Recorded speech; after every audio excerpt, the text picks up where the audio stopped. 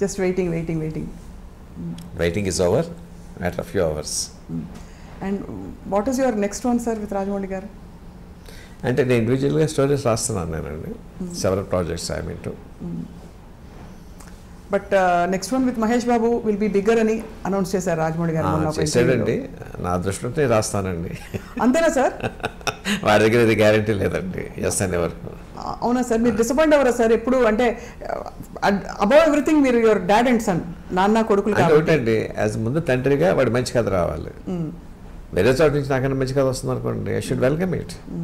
రైటర్గానే రాయలేకపోయానని బాధ కన్నా కూడా నా కొడుకు మంచి కథ దొరికిందని ఆనందించాలి నేను. ఎప్పుడు వచ్చే డౌటే సార్, మిమ్మల్ని అడిగారు కూడా చాలామంది, విజేంద్ర ప్రసాద్ గారే ఎక్కువ సినిమాలు ఎందుకు తీయరండి డైరెక్ట్ చేయడం?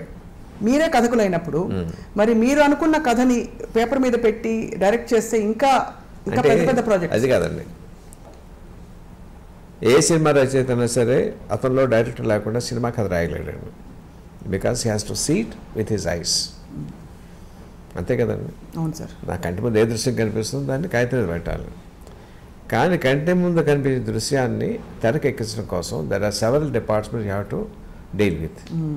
అన్నిటికన్నా ముఖ్యమైనది హ్యూమన్ రిలేషన్స్ అండి. అందరితోనూ చాలా బాగా మాట్లాడి వాటితో పని చేయించుకోవాలి. అవును అవును అవును. అది పెద్ద కళ అండి అది. అవును sir. I'm poor in that. అంటే మీరు పూర్ అని అనుకోగాను సార్, బట్ రాజమౌళి గారికి అది పర్టికులర్ ఇది అని చాలా బాగా తెలుసు అండి ఆ కళ. How to get things done and extract the potential. తనకు కావాల్సింది ఎక్కడ కాంప్రమైజ్ కాకుండా ఈ నోస్ ఇట్. బట్ మిమ్మల్ని మీరు నాన్నగారు కథ రాస్తున్నారు, కథ ఇచ్చేసాక మళ్ళీ ఇది కరెక్ట్ కాదు, ఇది లాజిక్ అందట్లేదు, నాకు ఇలా వద్దు, లేకపోతే నాకు ఇలా కావాలి అని ఆ స్వేచ్ఛ లిబర్టీ ఉంటుంది కదా సార్ ఇద్దరి మధ్య మీకు? అది కాదండి, వాడి లక్ష్యం ఏంటంటే నేను ఏదైనా చెప్తే గౌరవంగా వింటాడండి.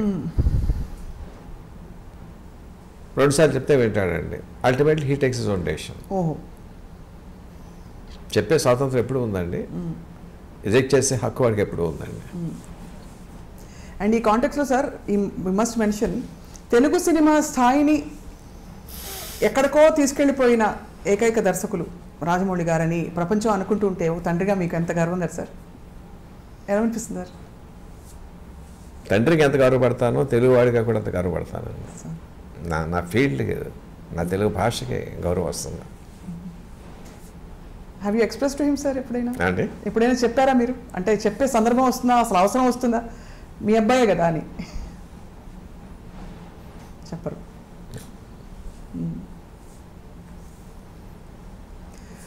But we are all curious sir to see RRR అనే ఒక మ్యాగ్నమ్ ఓపస్.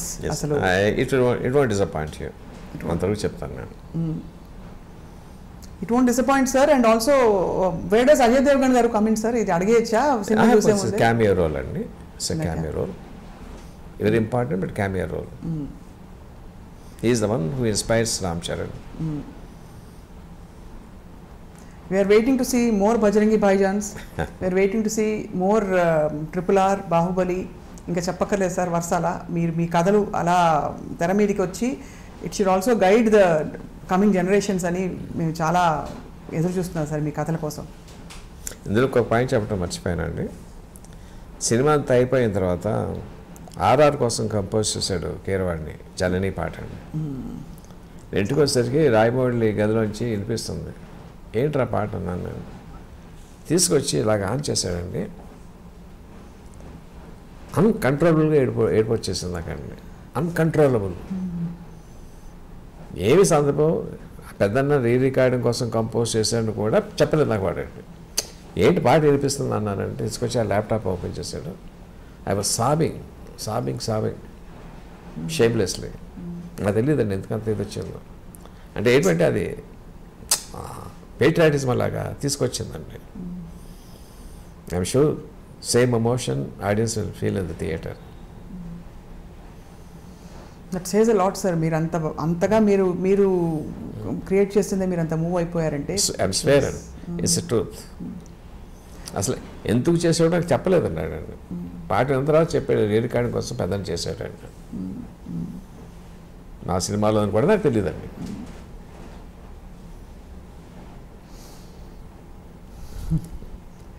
మీరు ఆలియా భట్ గారి గురించి కంటతడి పెట్టారు sir, and obviously it is a very emotional movie, అది క్లియర్ అయిపోయింది for audience and much needed emotion now. మళ్ళీ ఇప్పుడు కూడా వస్తుంది సొసైటీ ఇప్పుడు కూడా వస్తుంది సార్. ఎంత ఎంత ముద్దొచ్చేసే మీరు ఆ మాట అంటారు సార్.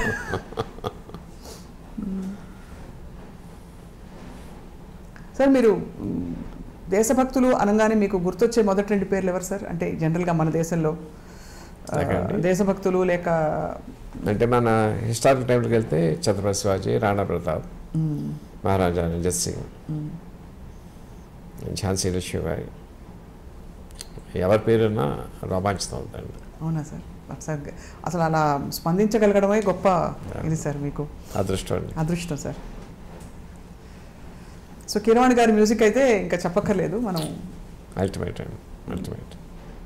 సార్ ఇప్పుడు ఆలియా భట్ గారు కాకుండా ఇతర పాత్రధారులు, అంటే ఇప్పుడు 2 హీరోలు ఒక హీరోయిన్, బ్రిటిష్ లేడీ ఒక అమ్మాయి ఉందండి, మీరు ట్రైలర్ చూసారు కదా. అవును, తను she is also integral part of the story. And how did you pick characters తెల్లవాళ్ళ కోసం? అంటే బ్రిటిష్ కాలం నాటి అంటే వాడు రూల్ చేస్తున్నప్పుడు వాడు లేకుండా కథ ఎలా ఊహిస్తాం? లేదు, అది కాదు సార్. హౌ డిడ్ యూ పిక్ అంటే ఆ నటులు ఎలా దొరికారని, అంటే కాస్టింగ్ నైట్స్ వాళ్ళు తీసుకొస్తారండి. ఆ అమ్మాయి కూడా చాలా బాగుందండి, చాలా హోమ్లీ అండ్ లవ్లీ. ఎప్పుడు చూస్తున్నారు సార్ సినిమా మీరు? రేపండి. రేపేనా ఫస్ట్ డే? ఫస్ట్ షో కాదండి, 11:30కి దొరికిన టికెట్స్. Right sir. మేము కూడా ప్రపంచం అంతా మీతో కలిసి చూస్తుంది సార్. అందులో మరొక విషయం, సాంకేతికంగా ఈసారి డాల్బీతో పాటు అనేక టెక్నాలజీస్ ఎవరికి ఎలా సినిమా స్కోప్లో 3Dలో అన్ని ఫార్మాట్స్లో అందించడం అనేది చాలా గొప్ప ఘనత. అంటే ఇది ఎంత పెద్ద ప్రాజెక్ట్ అంటే సార్, ఫ్రాంక్లీ మాకు ఇంటర్వ్యూలు చేస్తున్న వాళ్ళకు కూడా ఏం అడగాలో తెలియదు, because it is too big. ఒక సముద్రం గురించి మనం ఏం అడుగుతాం అంటే తారాగణం కావచ్చు, కథ కావచ్చు, అన్ని విషయాలు కూడా it is beyond our imagination. So we can only watch it and wonder at what is happening on screen, sir.